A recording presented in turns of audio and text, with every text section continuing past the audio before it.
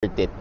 Hindi na worth it na mag-student ka ngayon 2024 or pupunta ka dito sa Canada na ang target mo is ma-PR ka.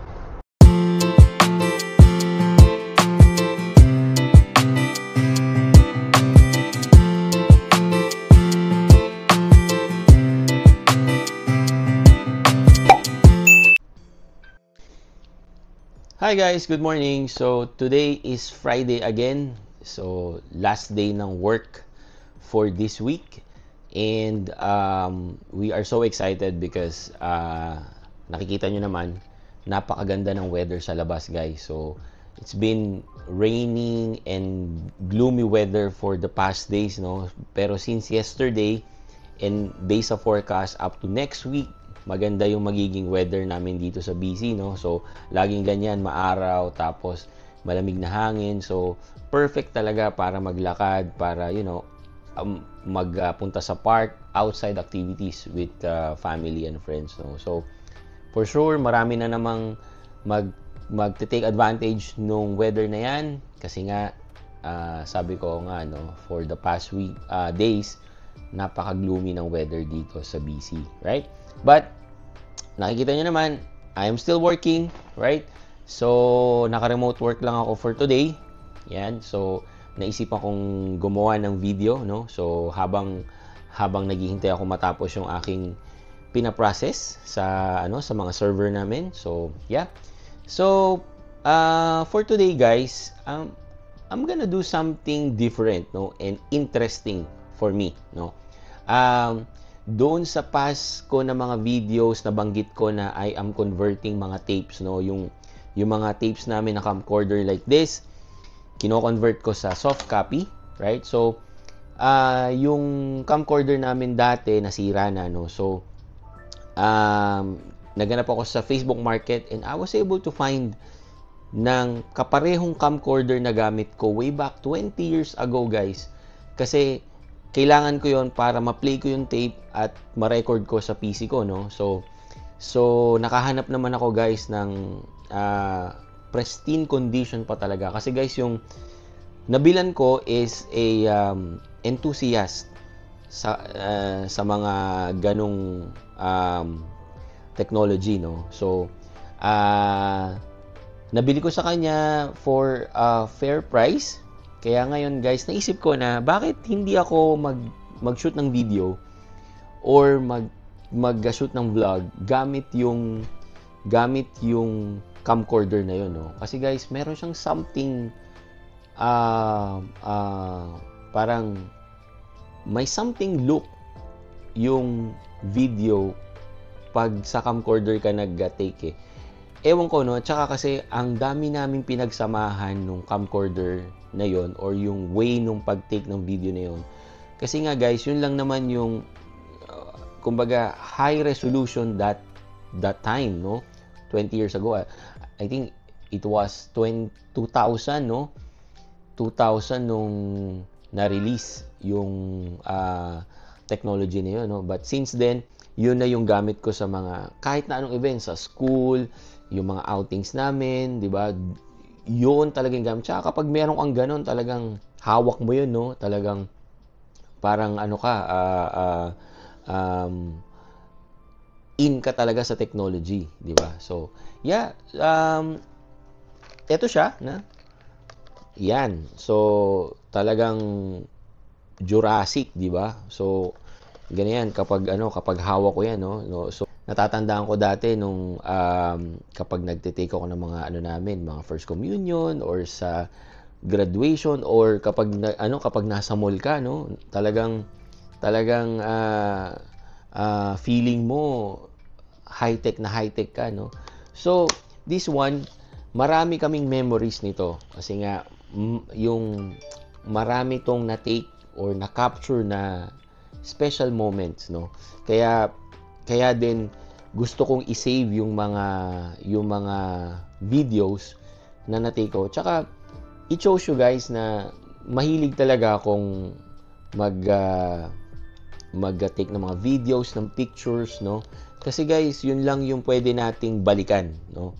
So, ang sarap ulit tignan, panoorin yung mga yung mga na-take ko na mga videos and events gamit tong device na to. So for today, we will try to vlog with an important topic din, and that topic is close to me and to my family kasi yun yung ginamit namin na pathway para makapunta kami dito, right? So I will shoot some videos and let's see.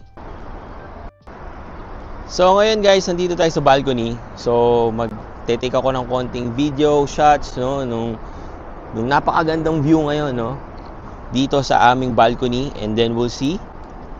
So nakita niyo naman, meron pa ako ditong napakalaking tripod. Hindi siya umiikot. I think loosen up like that. Oh, di ba? Sipin nyo na meron kang technology 20 plus years ago and nagsushoot ka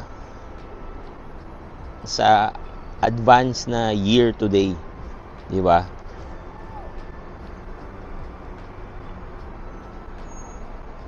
Okay? Tsaka meron tong zoom, guys. Yan, oh. Ito nyo naman, merong zoom. Oh. Amazing. Tingnan natin yung zoom, ha. Oh, di ba? Kita nyo naman yan. Let's put it. Zoom out natin. Oh, di ba? Ganun siya kalayo. Right?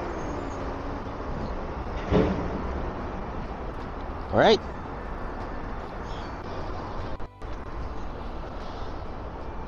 Pre, wag natin kakalimutan ng record button. Yun. Diba? So, kita nyo naman, meron siyang screen para makita ko rin yung aking show. Kasi, isipin nyo na ganito ang gamit na camera kung nauso rin ang YouTube vlogging on the same time na inilabas to. Kasi, ang YouTube, kung tama ang pagkakatanda ko, 2005 yan eh. 2005 na release, no? Pero ito nga, itong camera na to is 2001. 2001 siya na release, no? So, anyway, so, gusto ko lang i-share dun sa mga bagong generation ngayon na hindi na to naabutan. Ganito ang itsura ng vlogging before, no? Way back 2001. Pero ngayon, 2024 na, no? So, more than 20 years ago, gumagana pa rin tong technology na to, right? So, ngayon guys, ang topic natin for today talaga is very, sabi ko nga, very close to my heart. Kasi ito guys, yung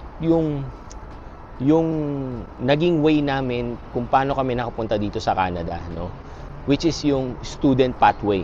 So, ngayon, ang question, at saka maraming nagtatanong sa akin, maraming nag-PPM sa akin, paano ba siya gawin? Worth it pa ba, no? Worth it pa ba na pumunta ka sa Canada gamit itong pathway na to? Well, personally, at bago ko yan sagutin, let's put into perspective yung topic natin today, no?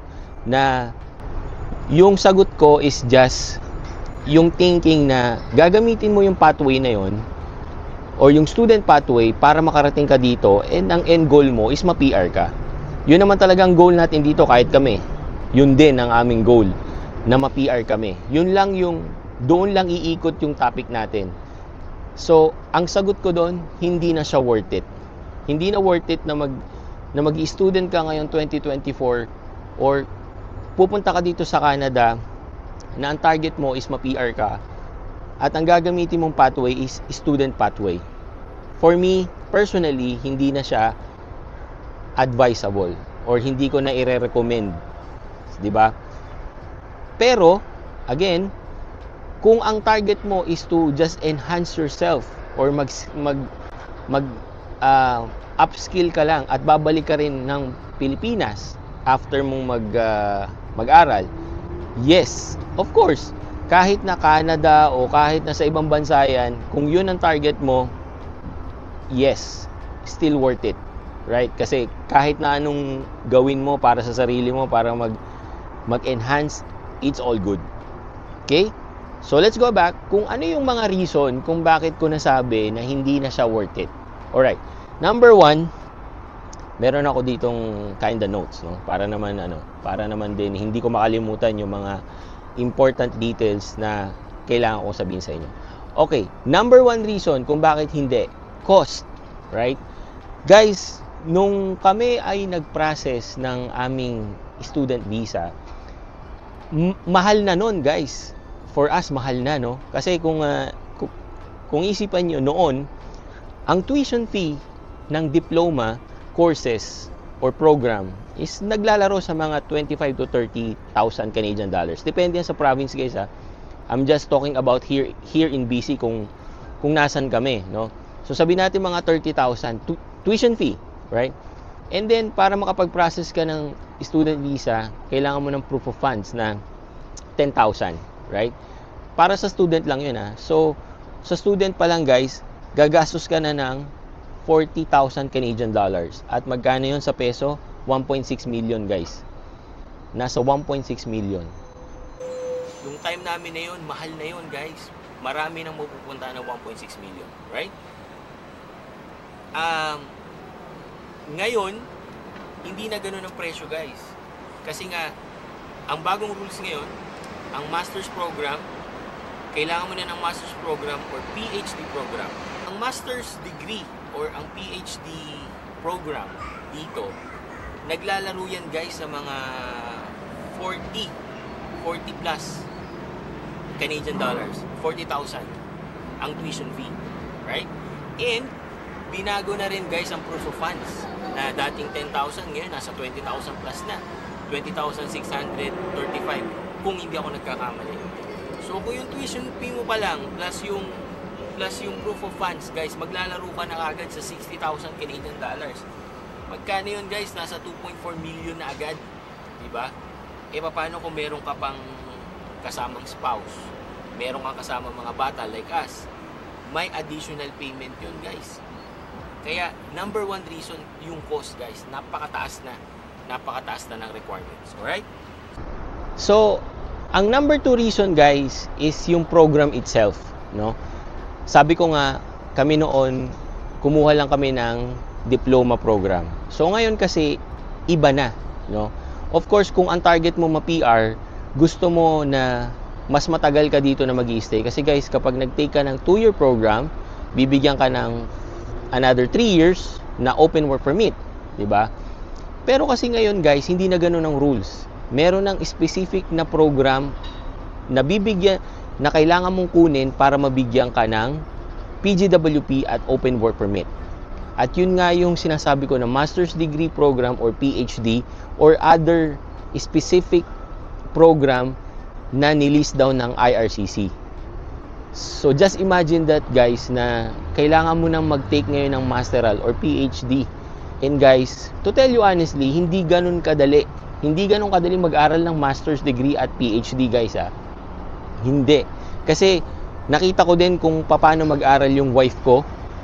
Sa diploma pa lang, ha, sometimes 6 ang subject niya, isang sem, right? And paano kung ang target mo pa is mag-part-time ka pa, 'di ba? And paano rin kung meron kang mga kasama mga kids like us. So, paano mo pagkakasyahin yung demand nung aral na yon? Kung sa diploma nga lang napaka-demanding na eh. Paano pa doon sa master's degree program or sa PhD, di ba? So, kailangan yung pag-isipan din na kakain ng maraming oras at yung effort nyo. Kasi nga, tumaas din yung requirements nila na from kahit anong program or kahit anong diploma program, now hindi na. Kailangan nyo ng master's degree or PhD or other specific na program. I think like doctors, engineers, yun yung mga nasa list nila. Okay, nandito tayo sa loob ng office ulit kasi medyo mainit dun sa labas. So, nag-overheat yung ating isang camera, yung Insta360. O, di ba? Yung Insta360 na modern pa ngayon, yun ang nag-overheat, pero ito walang issue. Anyway, so going back dun sa topic, no. So yun nga guys, dahil doon sa mga sinabi ko na reason, kaya ako nasabi na for me hindi na siya worth it, guys. Kasi yung amount na yun, well, kung marami kayong budget, isipin nyo guys, hindi lang yun ang magiging gastos nyo. Hindi lang yun. Kasi siyempre guys, pagka-land nyo dito, magsisimula na lahat ng gastos nyo. Like yung renta, cellphone, yung cost of living nyo dito. Talagang lahat yun guys, kailangan yung i-consider. Hindi lang yung tuition fee and yung proof of funds. Yun lang guys, napakalaki na. At saka, yung isang factor pa is yung sa PGWP at saka yung sa open work permit ng inyong spouse or ng inyong partner, right? So I think ang Canada is talagang nagra-ramp up sa mga bagong mga requirements para din talagang masala ng gusto yung mga papasok dito sa Canada, right? So kung yan pa rin ang pipiliin yung path, kailangan yung i-ready lahat. So gaya pa rin nung sinabi ko dun sa mga past ko na videos, kailangan ready kayo financially, physically, at yung family nyo talaga is intact together at nag-usap talaga kayo bago kayo talagang nag-decide na gawin yung student pathway na yan. Kasi guys, kung 2 years ago or no, 2 to 4 years ago, 'di ba? Yung student pathway is mahirap na 'di ba? Mahirap na kasi nga magastos and everything. Ngayon, mas pinahirap pa nila ng lalo kasi nga yung sa mga nabanggit ko na mga reason. So, again, do your own research. Huwag kayong magpabigla-bigla. Makinig kayo ng ibang mga news and everything at mag-research kayo sa IRCC website. Lahat naman is nandun. And then, try to gauge your capacity as a family. Kung pupunta kayo dito as a family or as an individual, gauge your capacity kung kakayanin mo ba talaga with all those requirements bago ka talagang mag-decide dito. Pero kung ako, way back kung nung 2020 at ganito na ang requirements, magdadalawang isip ako guys kasi nga medyo malaking amount and at the same time yung mga requirements nga na nasabi ko sa work permit medyo tagilid, di ba? At saka guys, continuously ang daming pagbabago ngayon, hindi lang sa student permit program, sa LMIA na 6 months na lang ngayon, yung sa pagpaprocess nila ng PR, ang daming changes na nangyayari ngayon. So, and of course, marami ding mga bago, pero dito sa BC wala masyado. But with other province, marami akong nakikita na maraming changes na pwede nyo ring tignan. So hindi lang sa student pathway kayo pwedeng mag-explore guys. Marami pang ibang mga program ang Canada kung gusto niyo talagang pumunta dito. So hindi lang student pathway. So again, sana meron kayong natutunan dito sa sharing ko na to. And again, this is my own personal opinion, 'di ba? So, again, kayo pa rin ang magdi-decide at the end of the day. And sana makapag-decide kayo na angkop sa inyo as a family na pupunta dito. Basta always do your own research, right? And pag-isipan nyo mabuti bago talaga kayo mag-decide kung ano yung pathway na gagamitin nyo papunta dito sa Canada. Okay? So again, yun lang. Maraming salamat ulit sa panonood. Peace!